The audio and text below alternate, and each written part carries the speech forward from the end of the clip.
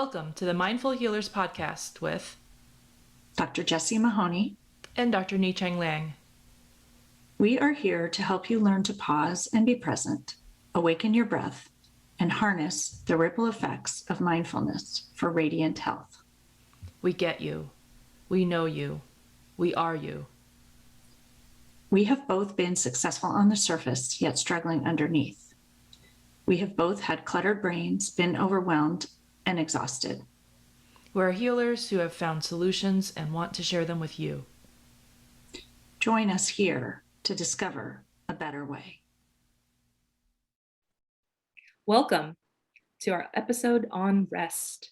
Reminder that this episode and this podcast in general should not be construed as medical advice. Our intention for today's episode is to shine light on the struggle that many of us have about rest.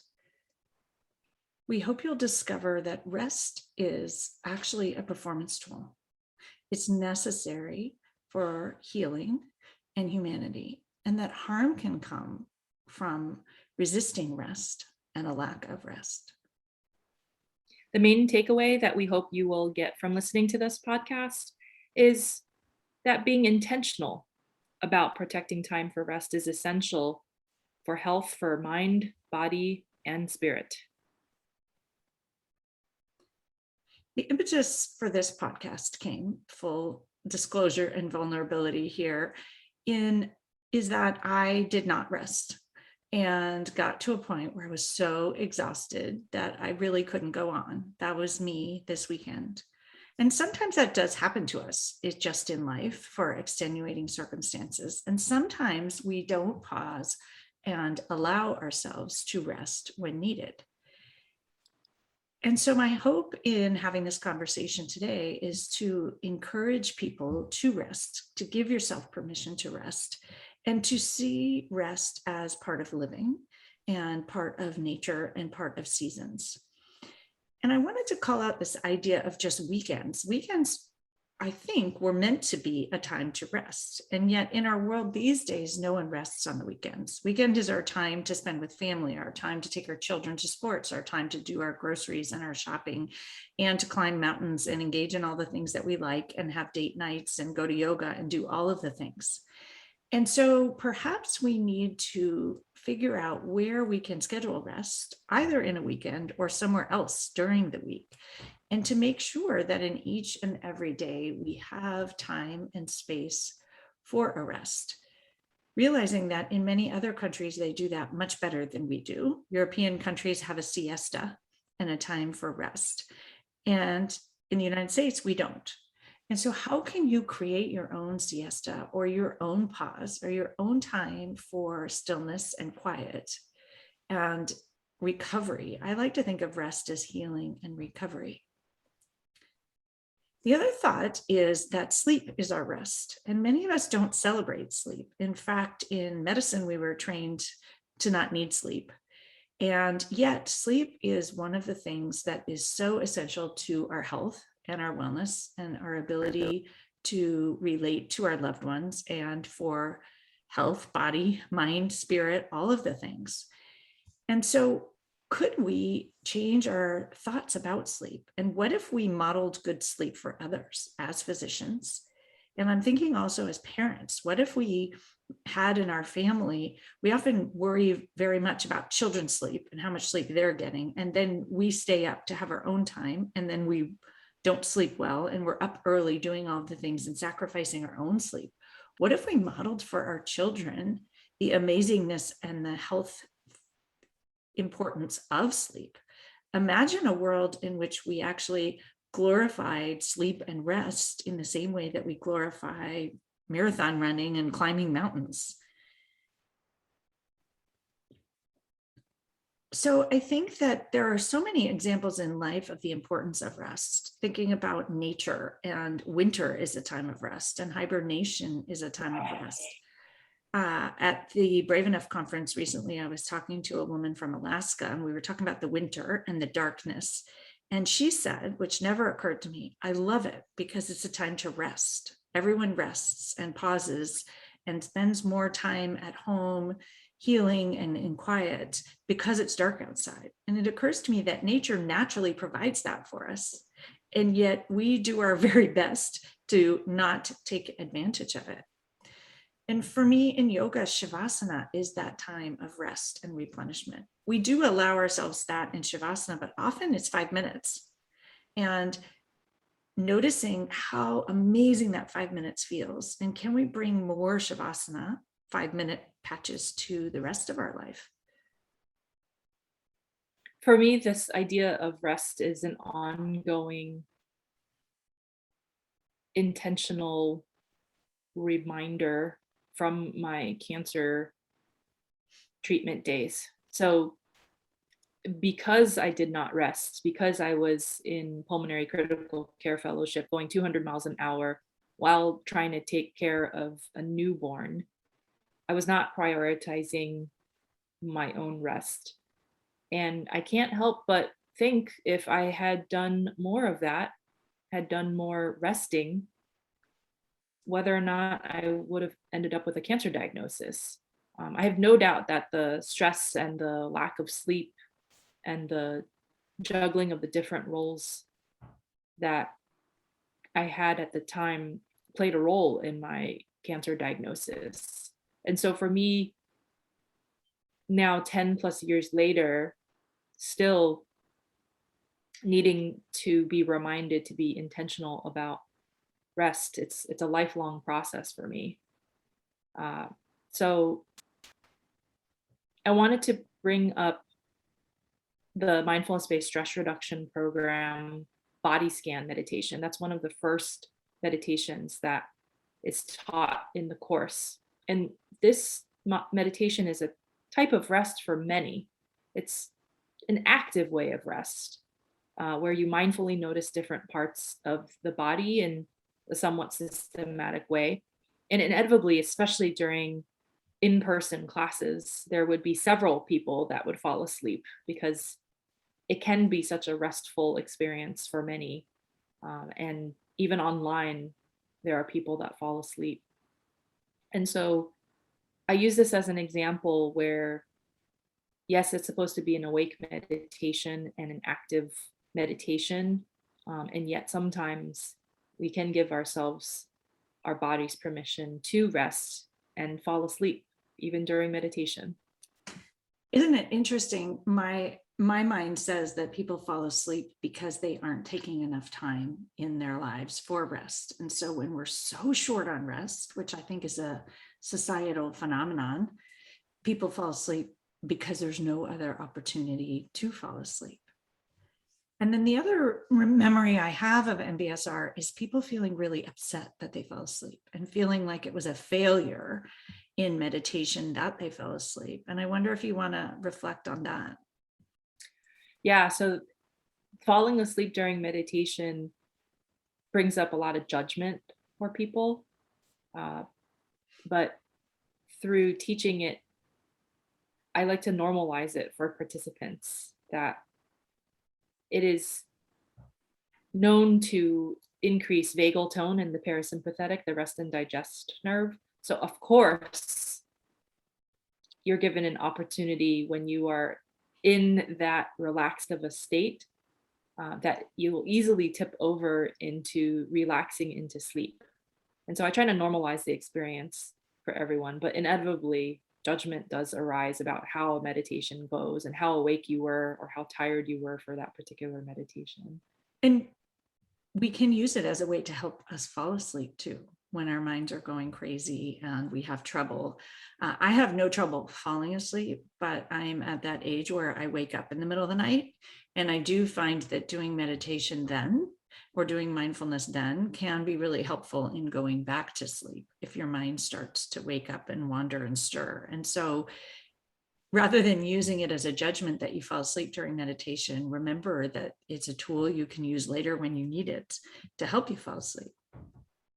In MBSR, which I just thought might be helpful for people who do tend to always fall asleep. You had some amazing tips on how to potentially not fall asleep if you don't want to. Do you want to share those here? Sure. If you don't want to fall asleep during meditations where you classically end up falling asleep. For instance, for many, like the body scan, you can actually do the body scan standing. You can also elevate your arm so that it is at a 90-degree angle, bent at the elbow, so that when you are starting to fall asleep, your hand kind of flops over and it can act as a way for you to become awakened by that sudden movement. You can also open your eyes during the meditation. So it really depends on like what you want to do and what your intention is.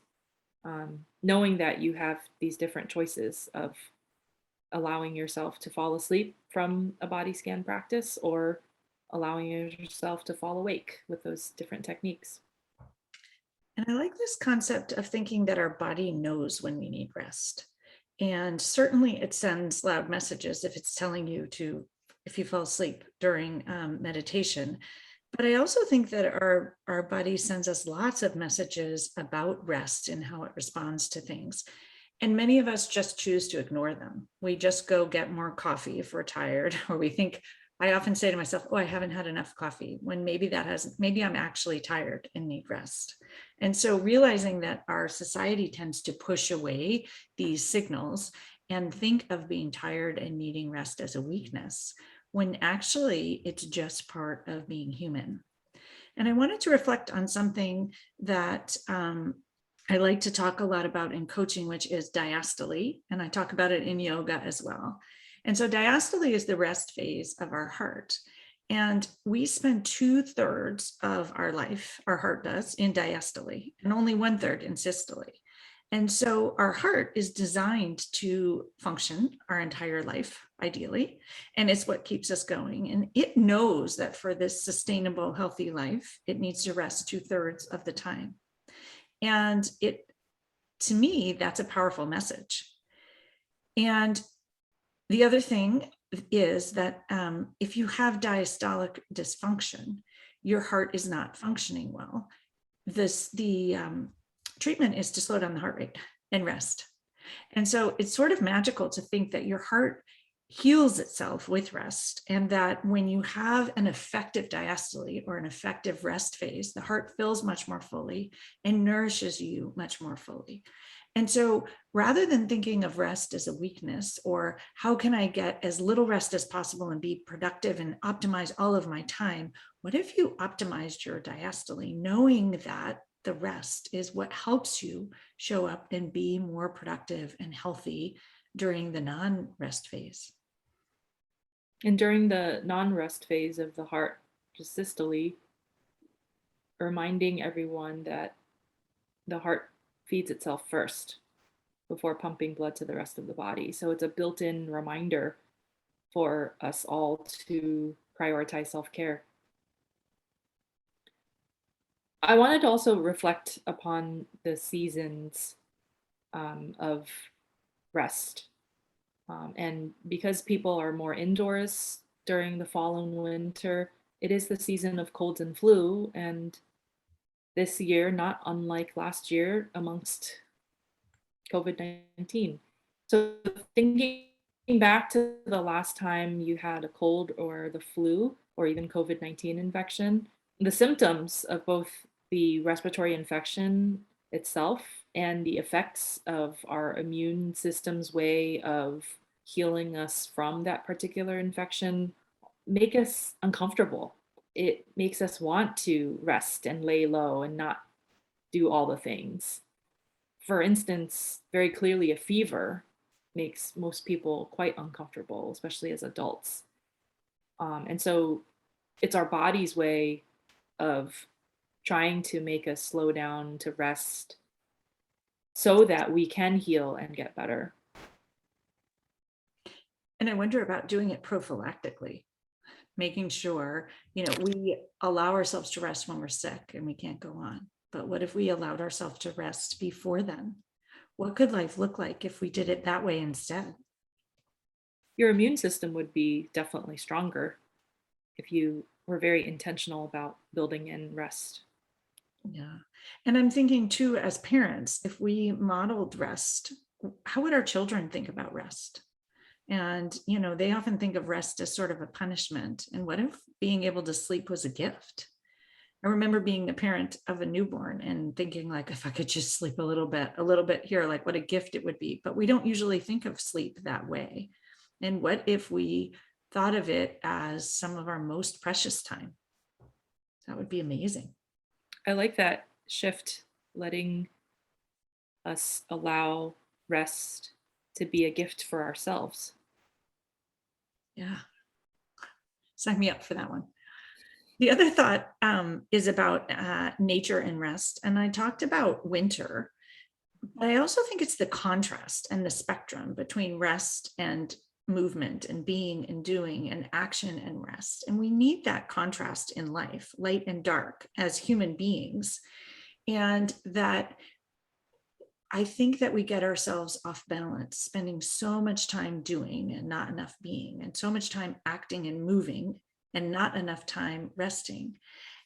And again, today it's really striking me as a cultural phenomenon because we value the movement and the action and the doing much more so as a society than the being and the resting. And why?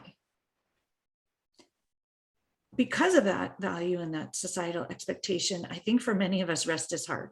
First of all, it's not our habit, so we're out of practice, and it involves discomfort. And then there are the thoughts that we have about it. And we also often buffer. So we may go with full intention to rest, and we buffer with things, chores and tasks and distracting ourselves, and we don't rest.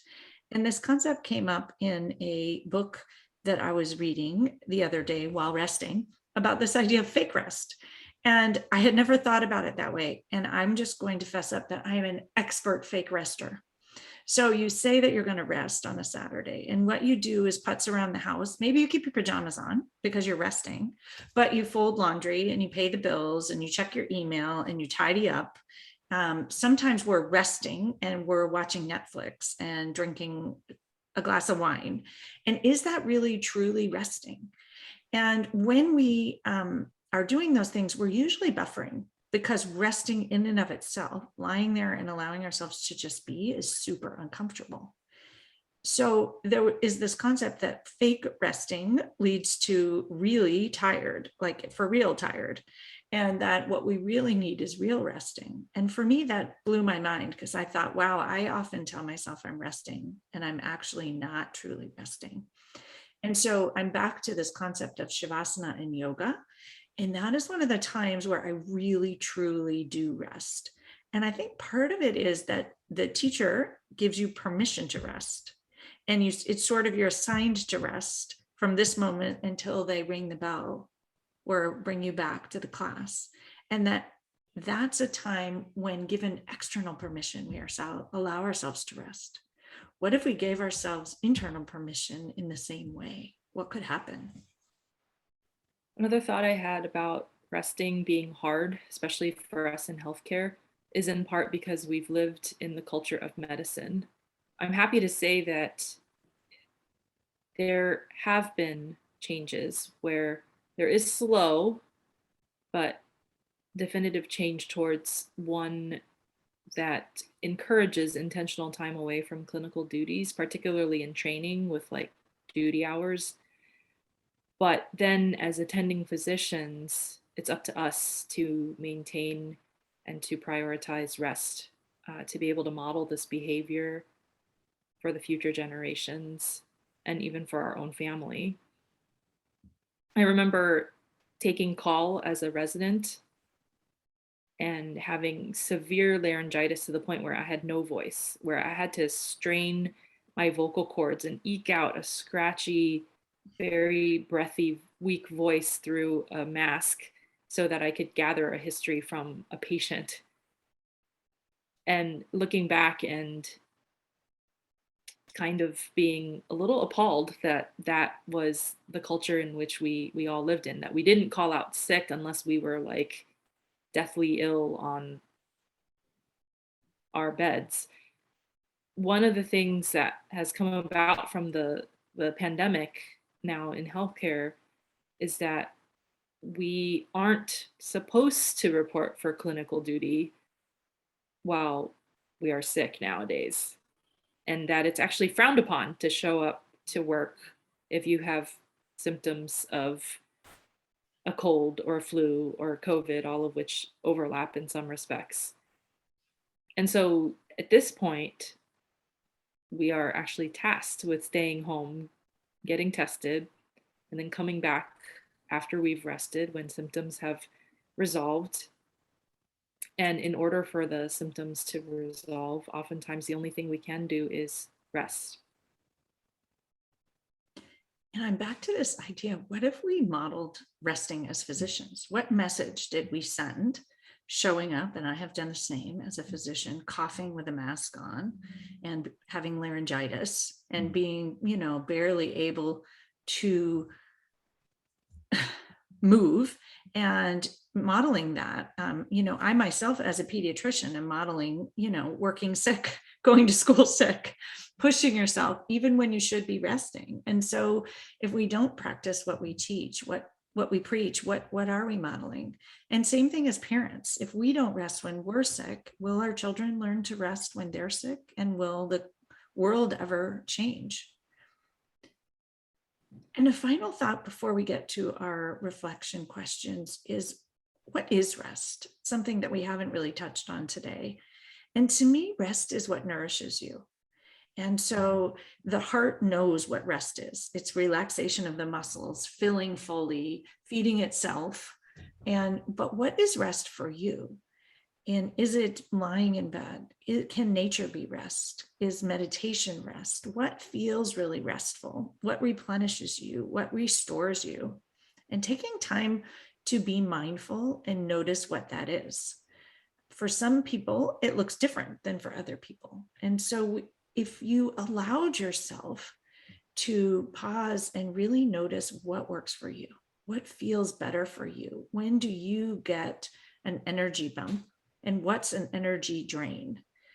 For all of us, that looks different. And so mindfulness offers the possibility of noticing how we're all different and unique.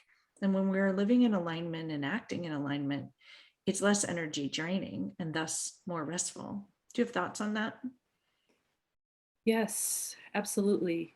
I just welcome our listeners to explore whether rest is alone or with other people, and that your definitions of rest might change day to day, week to week, month to month. And so that reminding you that it doesn't have to always be the same activity or lack of activity as before. Like, for instance, with everything that's going on in the world right now, our stress levels are baseline higher than 2 years ago. And so perhaps rest looks very different, and perhaps there's a longer duration that's needed, or a different quality of disconnection from screens that's needed. So to be mindful of that dynamic flux of what we need when it comes to rest. And then it might be ever changing. And I think my lesson this week is to notice the cues and to rest as soon as you notice the cues, instead of pushing the cues aside in whatever way you can. Is there a way to get more rest in the moment so that we don't get to the point where we're so tired that we have no choice but to rest? And mindfulness is very helpful for noticing those cues of when rest is needed. And I find now, being much more mindful, I notice it. I still struggle with the permission to do it. And you always tell yourself why you can't do it. But perhaps the question should be, how can you do it? What could it look like? How can you make it happen today? Not tomorrow, not this, I'll rest this weekend or I'll rest next month. But how can I give myself rest today? And what would happen if you didn't rest? Yeah. We're already in the questions, but we do have some reflection questions, as always. What is really restful for you? What is true rest for you? What could happen if you were intentional about scheduling rest? As always, we thank you so much for listening. Please share our podcast to help us broaden our reach. Please leave us stars and reviews. Please stay on after the sound of the singing bowl for our mindful moment. And if you work in healthcare, if you haven't already joined us, we invite you to sign up at mindfulhealthcarecollective.com or join our Facebook group by the same name. And may you all experience much rest in the week ahead. As always, if you want to declutter your mind, be more present, and start truly living your one wild and precious life, come find us at the mindfulhealerspodcast.com. Work with one of us. Work with both of us. Start or uplevel your mindfulness practice. Discover how mindful coaching can change your life.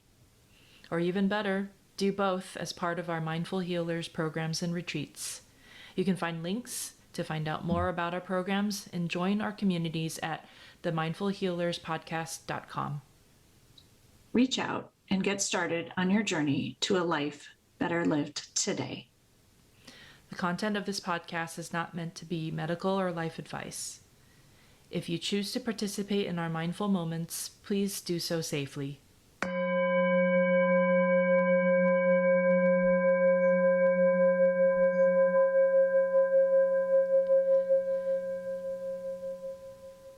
Welcome to this mindful moment offering. If it's safe for you to do so, I invite you to close your eyes or lower your gaze a few inches in front of you.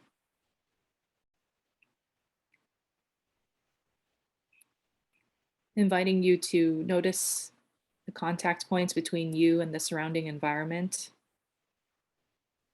like noticing the support of the ground beneath your feet, the support of the chair, or whatever it is that you're sitting on.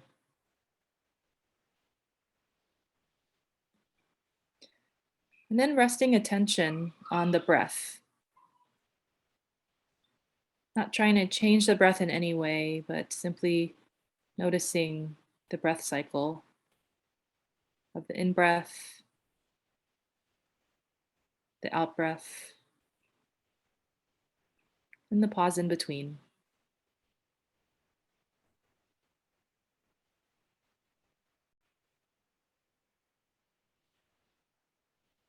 Knowing that it's normal to have some mind wandering. But the moment of mindfulness comes when you notice that and you choose to bring your attention back to the breath.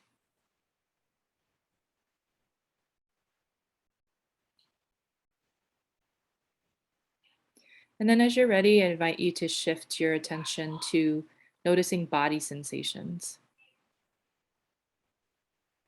Simply checking in with the body, seeing if there are any aspects of these sensations that you're labeling or judging as neutral, unpleasant, or pleasant. And dropping beneath those labels and simply experiencing the body sensations for what they are.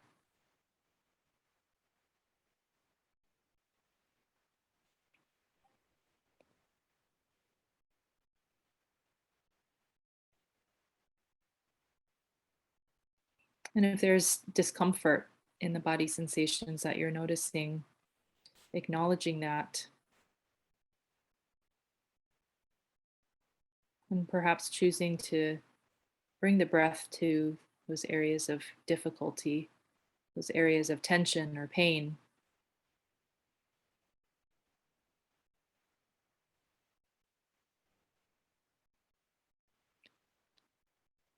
And then as you're ready, shifting to noticing thoughts. Seeing if you can watch your thoughts like clouds passing through the sky or leaves drifting down a stream.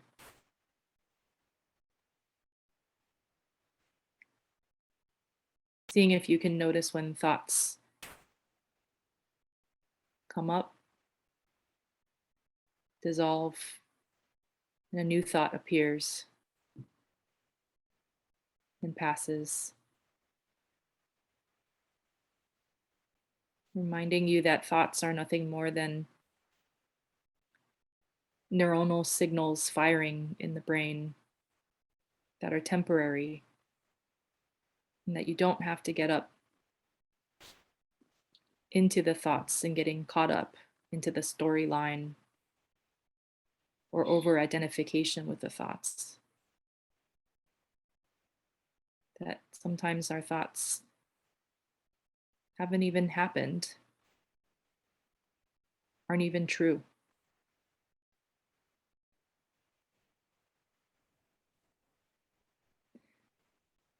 And then as you're ready, noticing emotions.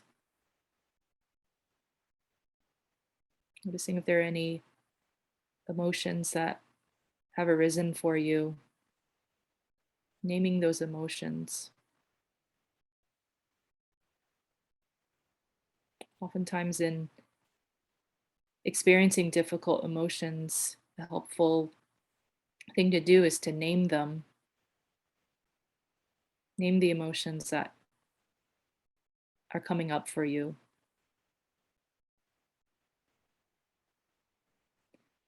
And then next, I'm going to invite you to simply rest in open awareness, where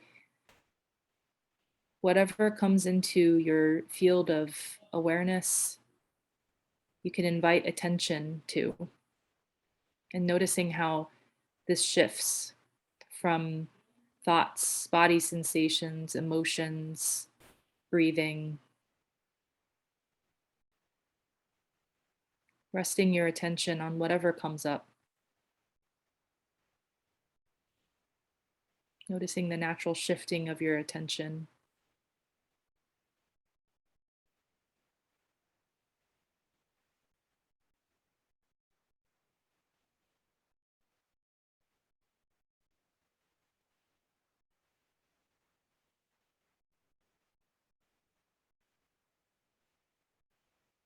Knowing that one form of rest might be allowing yourself to rest your attention on whatever's here right now.